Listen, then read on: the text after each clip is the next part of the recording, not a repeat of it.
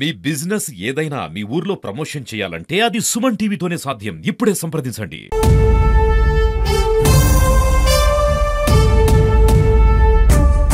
ఇవాళ ఈ press meet యొక్క ముఖ్య ఉద్దేశం మా నాయకుడు శ్రీ పవన్ కళ్యాణ్ గారిని తూలనాడే మాటలు మాట్లాడినటువంటి పెద్దిరెడ్డి రామచంద్రారెడ్డి, అతని కొడుకు పెద్దిరెడ్డి మిథున్ రెడ్డి వాళ్ళ యొక్క అవాకులు చవాకులుగా మాట్లాడుతున్నటువంటి విషయాన్ని మేము తీవ్రంగా ఖండిస్తున్నాం.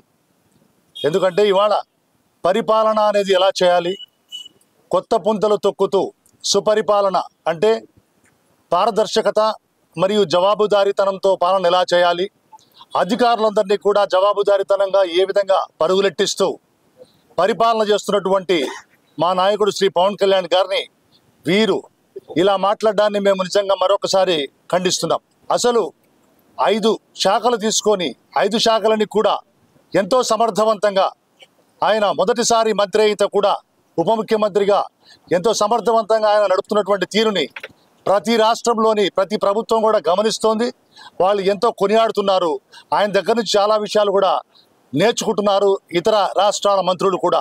మొన్న మా నాయకుడు తిరుపతికి వచ్చి ఎర్రచందనం యొక్క గోడౌన్లని కూడా పరిశీలించి, అలాగే కుంకి ఏనుగుల్ని అడవిలో ఉన్నటువంటి ఏనుగులతో ఏ విధంగా ఇబ్బంది పడుతున్నారు, పంటలకు నష్టం కలుగుతోంది అన్న విషయాలను కూడా గమనించి పక్క రాష్ట్రం నుంచి ఆయన అడిగితే కుంకి ఏనుగులు తీసుకురావడం మా నాయకుడి వల్లే సాధ్యమైంది. అది పవన్ కళ్యాణ్ గారి వల్లే సాధ్యమైంది.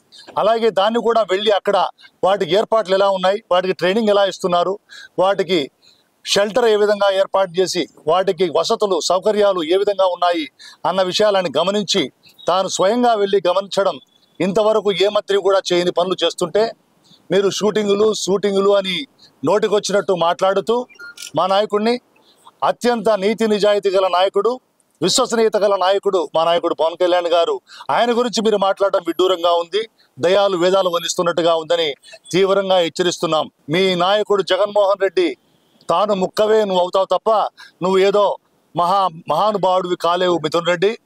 నువ్వు మా నాయకుడి గురించి ఏదో శుద్ధపూస మాటలు మాట్లాడుతున్నావు. నువ్వు ఏం మాట్లాడుతున్నావు? 2000లోనే మేము ఇది కొన్నాం, ఇది మాకు హక్కులు ఉన్నాయని మాట్లాడుతున్నావు. అటవీ భూమిని కొనే హక్కులు ఎవరికి లేవు, దాని కేంద్రానికి సంబంధించిన అనుమతి కూడా కావాలి.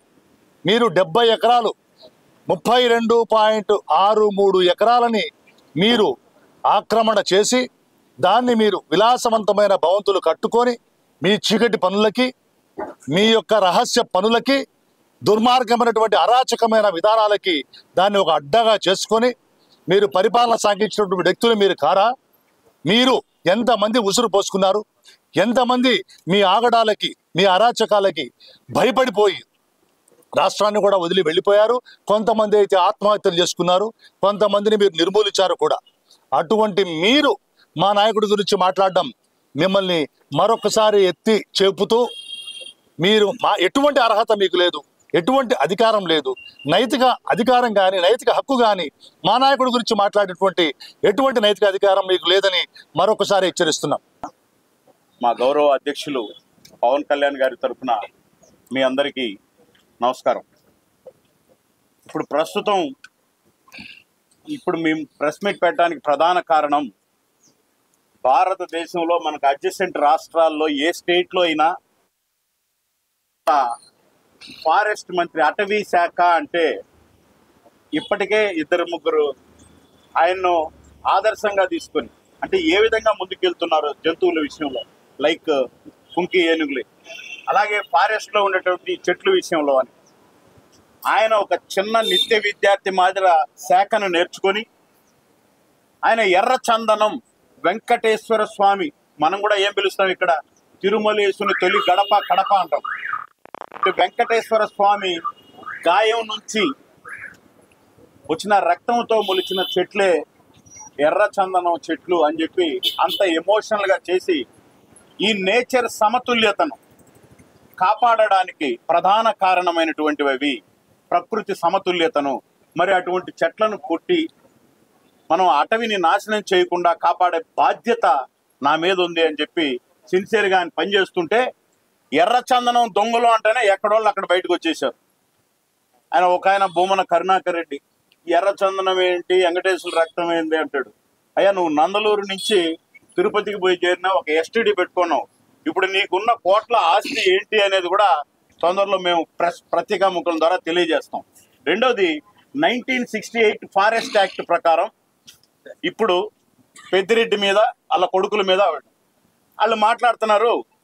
అయ్యా మీ కుటుంబ సభ్యుల జోలి మీకు ఏమన్నా వచ్చినా ఎవరు వాళ్ళు అన్నారు. ఎస్, మా నాయకుడు కుటుంబ సభ్యుల గురించి కావాలంటే మేము తెలియజేస్తాం. మీకు మాకు తెలిసిన వాళ్ళు కాదు, ప్రపంచానికి తెలిసిన వాళ్ళు.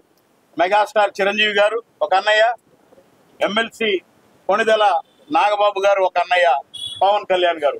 మరి మీ కుటుంబంలో మేము మాట్లాడితే ఈ 1960 యాక్ట్ ఫారెస్ట్ యాక్ట్ కింద పెట్టిన వాళ్ళలో A1 Mithun Reddy, A2 Peddireddy, A3 Dwarakanath Reddy, A4 మళ్ళీ మేము చెప్పకూడదు మీ ఇంట్లో మహిళల పేర్లతో సహా. ఇది మీరు కుటుంబాల గురించి మాట్లాడితే మీకు మాకున్న తేడా మాట్లాడతారు.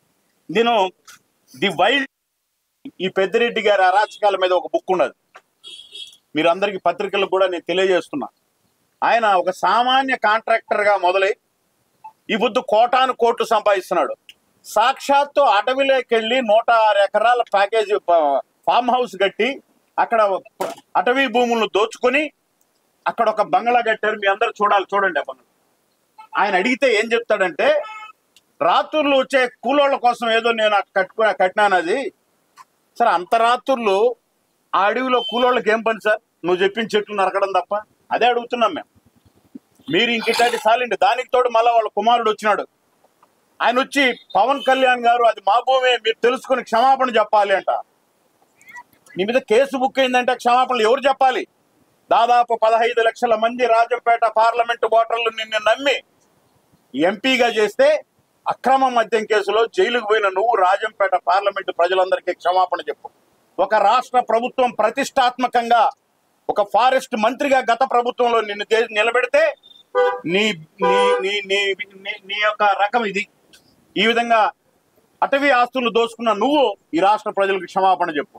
అంతేగాని మా నాయకుడు జోలికి వచ్చి రకరకాలుగా ఈ మధ్య పిచ్చుకుక్క గరిచినట్లు ఇందాక అన్నట్టు పొద్దున ఆయన ప్యాంటు మీద, ఆయన అద్దాల మీద ఆయన రకరకాల డ్రెస్సులు చేశారు. రండి, వ్యక్తిగతంగా మాట్లాడండి, సిద్ధాంతాల మీద మాట్లాడండి, 1000 ప్రశ్నలు ఇవ్వండి, 10,000 సమాధానాలు చెప్తాం. అంతేగాని వ్యక్తిత్వ హననం చేయడం. ఇందాక అన్నట్లు ఉదయం తాడేపల్లిలో టిఫిన్ చేస్తాడు, మధ్యాహ్నం తిరుపతిలో భోజనం చేస్తాడు, డిన్నర్ చేస్తాడు, సాయంత్రం నైట్ హైదరాబాద్లో డిన్నర్ చేస్తాడు. ఎస్, ఇవన్నీ ప్రజల కోసం చేసే పనులు. ఆయన 24/7 పనిచేస్తున్నాడు. ఎందుకంటే ఉదయం బ్రేక్ఫాస్ట్ కు సిబిఐ కోర్టుకు పోయే పని, మీల్స్ కు ఈడీ కోర్టుకు పోయే పని, వాళ్ళు వచ్చి డిన్నర్ కు ఈడీ ఇంకో కోర్టుకు హాజరు కాలేను అని చెప్పి చెప్పుకునే పని ఆయనకి లేదు. ఆయన తెరిచిన పుస్తకం తెల్ల కాగితం లాంటి వాడు మా నాయకుడు.